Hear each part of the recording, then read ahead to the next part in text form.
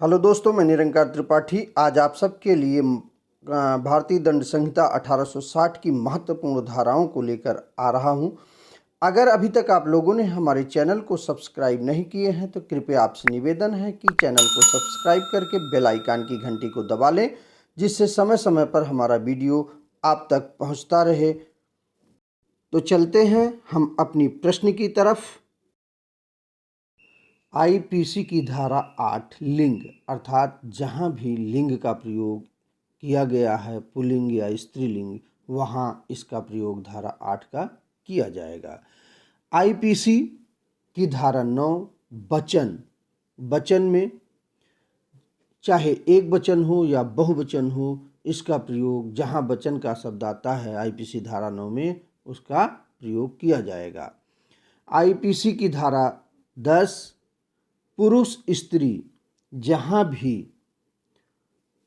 पुरुष अगर शब्द लिखा है तो हर जगह पुरुष ही माना जाएगा, और स्त्री शब्द का प्रयोग किया गया है तो हर जगह स्त्री का स्त्री ही माना जाएगा। ये आईपीसी 10 में वर्णित है। आईपीसी 45 जीवन, जहाँ जीवन का बात कहा गया है वहाँ आईपीसी 45 में देखा जाएगा। आईपीसी 46 मृत्यु, आईपीसी 49 वर्ष मास, अर्थात जहाँ पर वर्ष और मास का प्रयोग किया गया है वह हर जगह वर्ष और मास का ही प्रयोग होगा। आईपीसी धारा 53 दंड, इसमें दंड का प्रावधान है बताया गया है। आईपीसी 64 जुर्माना ना देने पर कारावास का दंडादेश। आईपीसी 80 विधिपूर्ण कार्य करने में दुर्घटना, तो वर्ष से कम आयु के शिशु का कार्य। आईपीसी 83 7 वर्ष से अधिक परंतु 12 वर्ष से कम आयु के अपरिपक्व समझ के शिशु का कार्य। आईपीसी की धारा 84 विकृत चित्त व्यक्ति का कार्य। आईपीसी की धारा 90 संपत्ति जिसके संबंध में यह ज्ञान हो कि वह भय या भ्रम के अधीन दी गई है।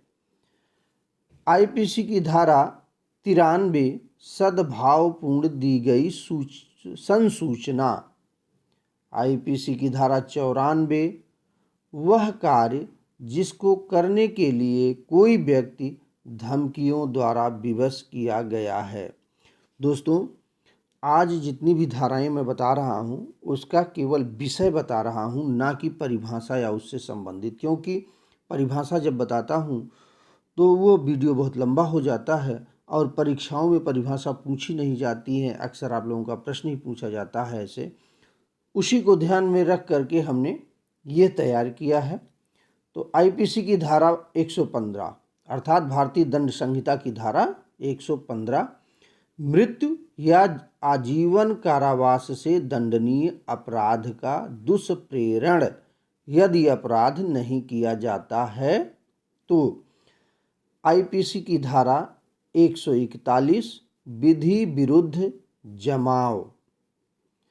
विधि विरुद्ध जमाव क्या है कि अगर कानून के खिलाफ अगर मतलब उसकी नज़र में कोई भीड़ इकट्ठा करता है तो विधि विरुद्ध जमाव उसे कहते हैं। धारा 144 घातक आयुध से ससज्जित होकर विधि विरुद्ध जमाव में सम्मिलित होना या 5 से अधिक व्यक्ति एक साथ इकट्ठे होना। आईपीसी की धारा 146 बलवा करना। आईपीसी की धारा 151 5 या अधिक व्यक्तियों के जमाव को बिखर जाने का समादेश दिए जाने के पश्चात उसमें जानते हुए सम्मिलित होना या बने रहना।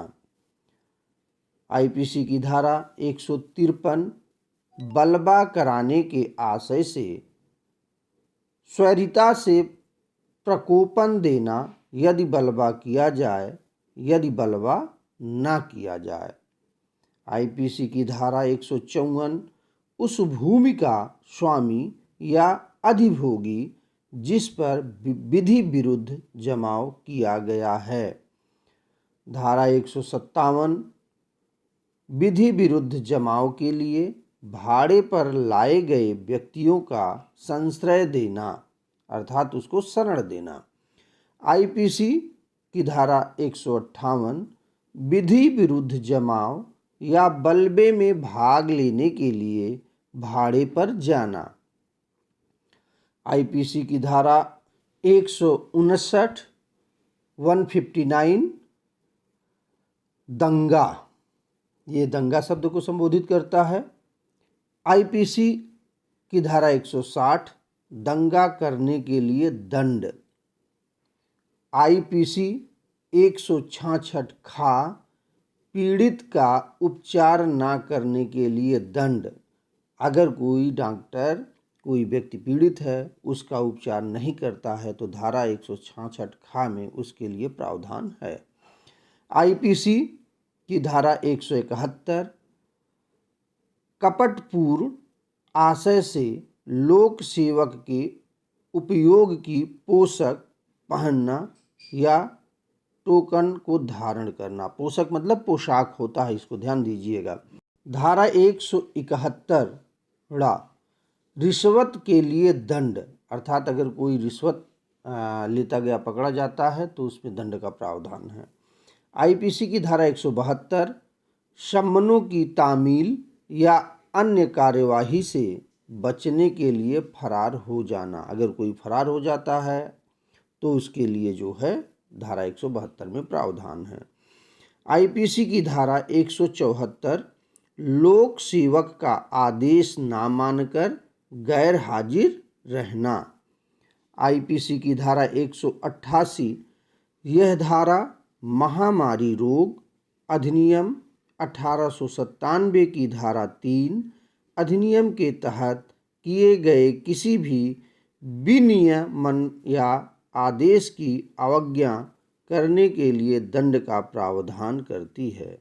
यह दंड जो कि लोक सेवक द्वारा जारी आदेश का उल्लंघन करने से संबंधित है। भारतीय दंड संहिता की धारा 203 किए गए अपराध के विषय में मिथ्या इत्तला देना अर्थात अगर कोई अपराध घटित हुआ है और उसकी गलत सूचना देना, वह भी 203 की धारा 203 में उसके लिए दंड का प्रावधान किया गया है। भारतीय दंड संहिता आईपीसी की धारा 211 क्षतिकारित करने के आशय से अपराध का मिथ्या आरोप लगाना, यह 211 में वर्णित है। आईपीसी की धारा 212 अपराधी को संश्रय देना अर्थात किसी अपराधी को शरण देना, वह धारा 212 के अनुसार दंडनीय है। यह प्रश्न परीक्षा के दृष्टि से बनाया था, इसीलिए समय को देखते हुए मैंने किसी भी प्रकार का व्याख्या इसमें नहीं किया है। अगर आप सबको वीडियो पसंद आई हो तो लाइक ज़रूर कीजिएगा और साथ के साथ अपने मित्रों पर तक इसको शेयर कीजिएगा जिससे उनको भी इसका लाभ प्राप्त हो सके। इसी के साथ धन्यवाद।